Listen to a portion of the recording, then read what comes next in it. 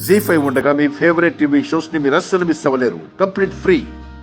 నిహారిక నాతో ఒక విషయం చెప్పింది. మీతో చెప్పలేదనుకుంటాను. ఏం చెప్పింది? అదే ఆంటీ, పంతులు గారు వ్రతానికి అవసరం లేదు అని చెప్పింది. పంతులు గారు లేకపోతే పూజ ఎలా అవుతుందమ్మా? మంత్రాలు చదవాలి కదా. నిహారికే చదువుతాను అంది. తను చదువుతానందా? నేను కూడా నీలాగే షాక్ అయ్యాను. నాకు నమ్మకం కుదరకపోయేసరికి 4-5 మంత్రాలు నా ముందే ఉచ్చరించింది కూడా. నిజమా అవని? అవునా ఆంటీ? లావణ్య నిహారికను ఇరికించేసింది. అవునదినా? అవని నిహారికలు మాట్లాడుకోవడం దూరం నుంచి నేను కూడా విన్నానమ్మా.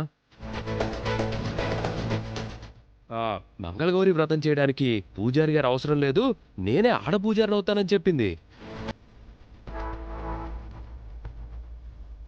తినే ముందు ప్రార్థనలు, అన్నపూర్ణాదేవి స్తోత్రాలు ఒకటేమిటి, అన్ని విషయాల్లోనూ నిహారిక ఆరితేరింది. అవునంకల్. ఇంకో మాట కూడా అంది. ఏమంది? వేదవతి గారి జాతకం కలిగిన దాన్ని, చిన్నతనం నుంచి పూజల్లో నిమగ్నమై ఉన్నదాన్ని, నాకిలాంటివన్నీ జుజుబి అంది. జుజుబేనా అంటే? అంటే చిటికెన వేలతో గోవర్ధనగిరిని ఎత్తినంత సులభమని అర్థం. అవునా? నా కోసం జరిగే వ్రతంలో నేనే మంత్రాలు చదువుకుంటే ఇంకా మంచి జరుగుతుంది అని తెలిసిన పంతులు గారు చెప్పారు అని కూడా చెప్పింది.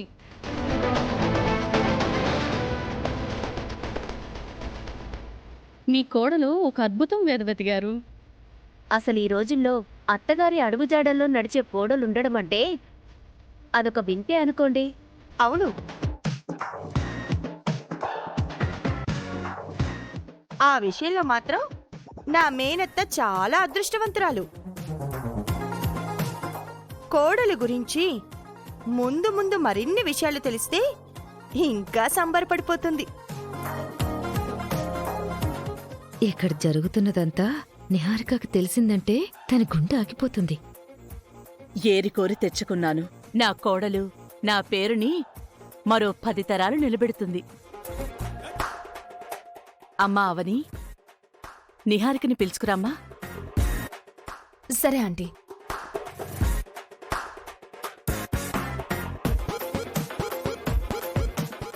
అవని వేసిన ప్లాన్తో ఖచ్చితంగా వ్రతం ఆగిపోతుంది. నలుగురిలో నిహారిక పరువు తీసి అవని గురించి నిజం చెప్పేస్తాను. అవని పైకి వెళ్ళి విషయం మొత్తం చెప్పేస్తుంది. దాంతో నిహారిక గోడ దూకి పారిపోతుందేమో.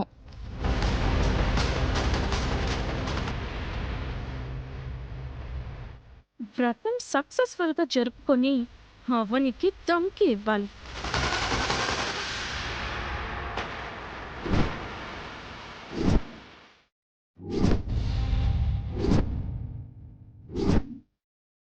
అయిందా గంగిరెద్దు అలంకరణ? బాగా మండుతుందనుకుంటా.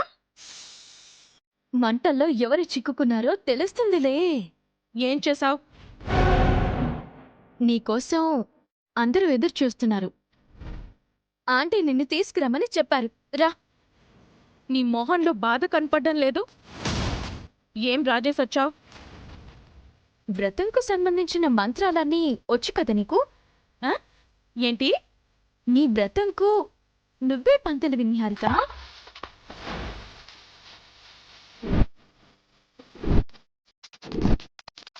నేను ఈరోజు మౌన వ్రతం పాటిస్తున్నాను.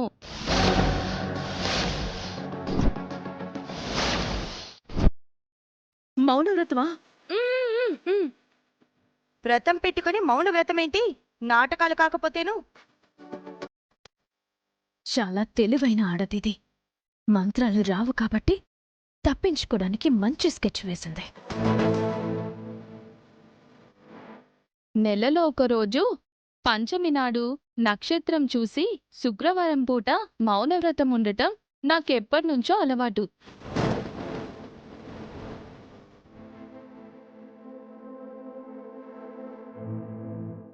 ఈరోజు మౌన వ్రతం ఉండాల్సి వస్తుందని ముందే తెలిసినప్పుడు ఈ విషయం నిన్నే చెప్పాలి కదా. అంటే ఇదంతా నాటకం అన్నమాట.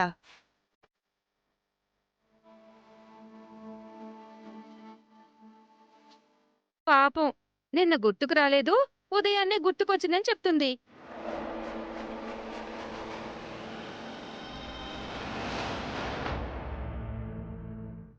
ఇంకోసారిలా పొరపాటును కూడా చెయ్యను, ముందే చెప్తాను, ఈసారికి నన్ను క్షమించండి అని అంటుంది.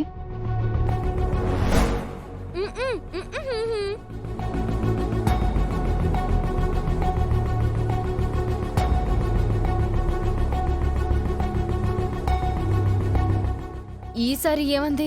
నేనేం చేసినా మన కుటుంబం మంచి గురించే అని అంటుంది. నిహారిక భాష మీకు అర్థమైనంతగా ఎవ్వరికీ అర్థం కావట్లేదు పాపం.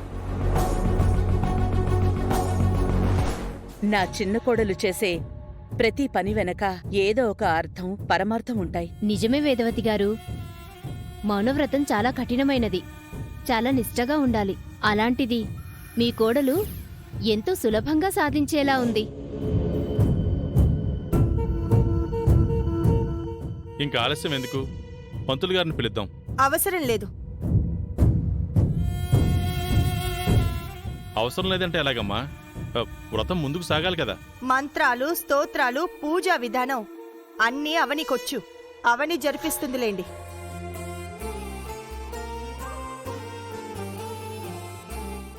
అవునమ్మా, కొంతమంది అన్నీ వచ్చినట్టు నటిస్తారు. అవని మాత్రం అలాంటిది కాదు. తనకిలాంటి ఆచారాలు సాంప్రదాయాల గురించి చాలా బాగా తెలుసు. నీ చేతుల మీదుగా జరిపిస్తావా అమ్మా? జరిపిస్తానంటీ. అయితే ఇంకెందుకు ఆలస్యం, మొదలు పెడదామా? జీ5 యాప్ డౌన్లోడ్ చేసి అన్ని ఎపిసోడ్స్ పూర్తి ఉచితంగా చూడండి.